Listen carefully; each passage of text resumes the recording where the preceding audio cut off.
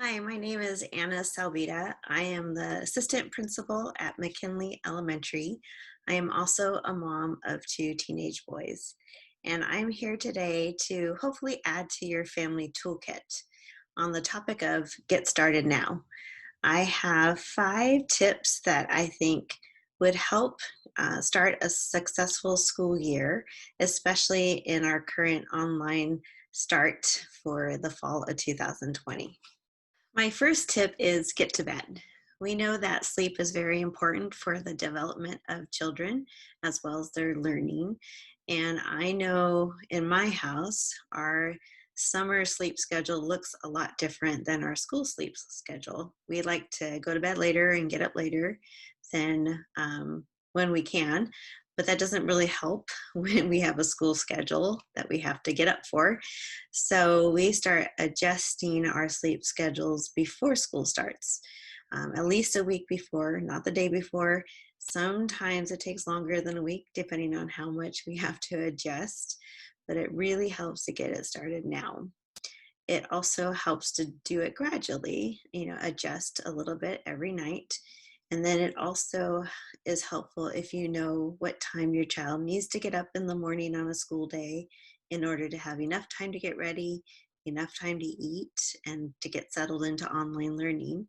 And use that wake up time to then set a bedtime, a good bedtime according to what's recommended for the age of your child. So preschoolers should get about 10 to 13 hours of sleep.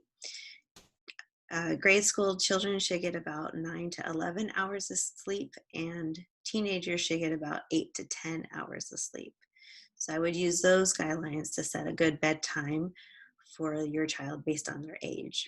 It's also really helpful if your child is able to get a good amount of activity and exercise and movement during the day, because that helps and aids in good sleep at night.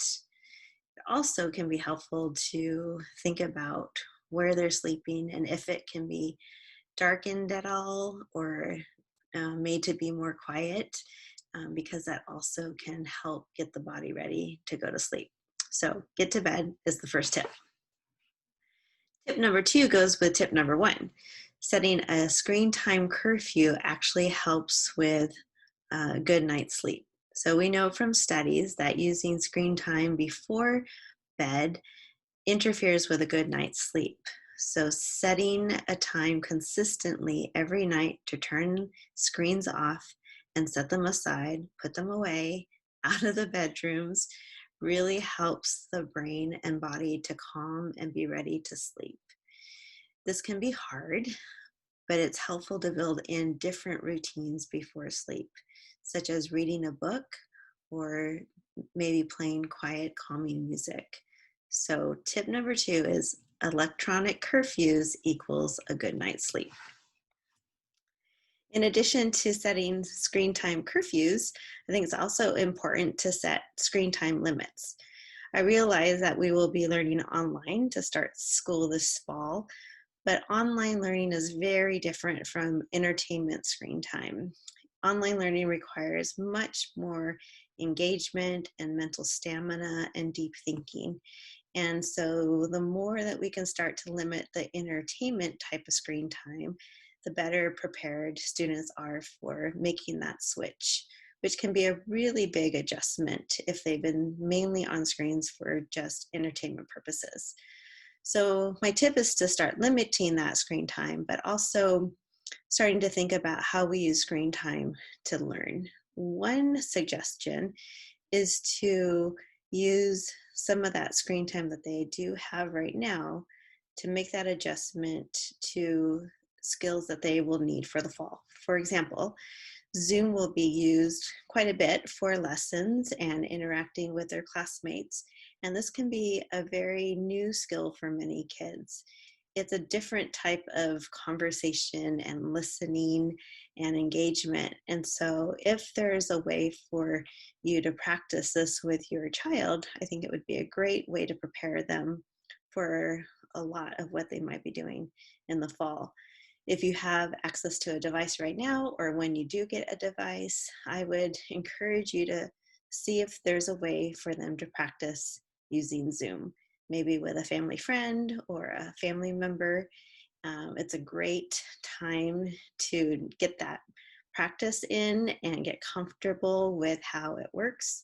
I know it's especially helpful for kids who feel uncomfortable on Zoom, or for the little ones that may be not used to being on screen and seeing themselves on the screen and interacting and listening. So if you're able to do that, I would really recommend that.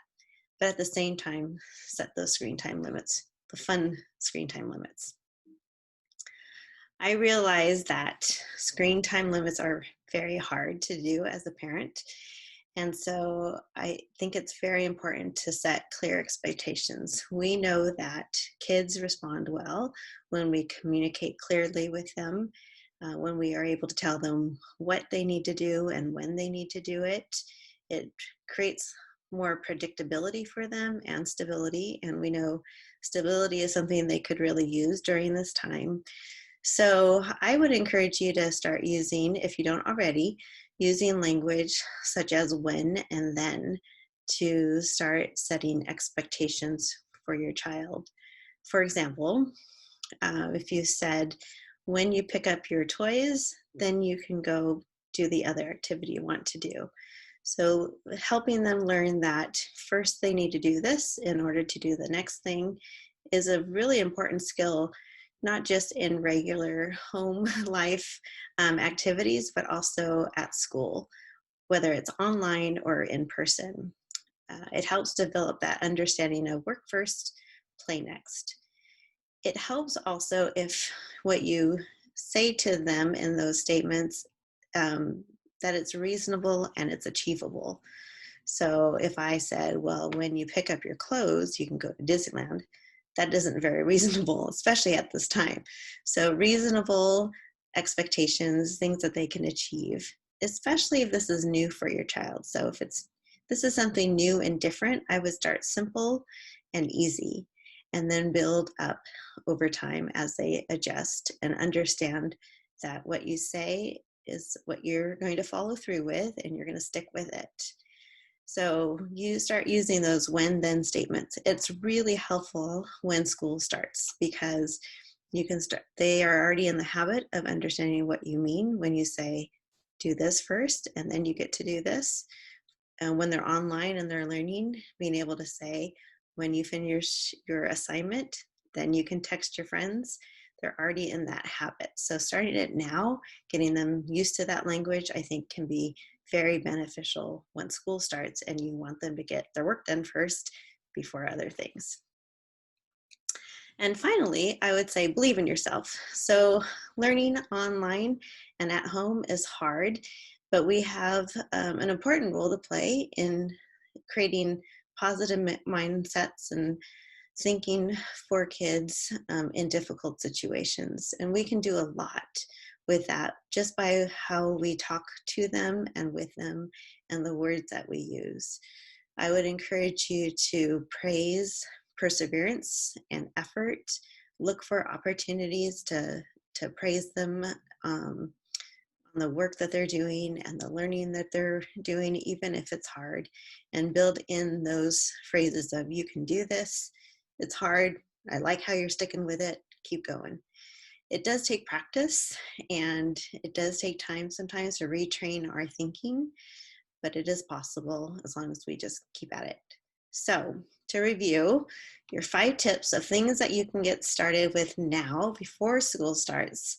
1, get to bed. 2, set curfew time limits for your screen time. 3, set screen time limits for that entertaining, fun screen time. 4, set clear expectations. And 5, believe in yourself. So good luck. Get started now, and you'll have a great, successful school year. We've got this.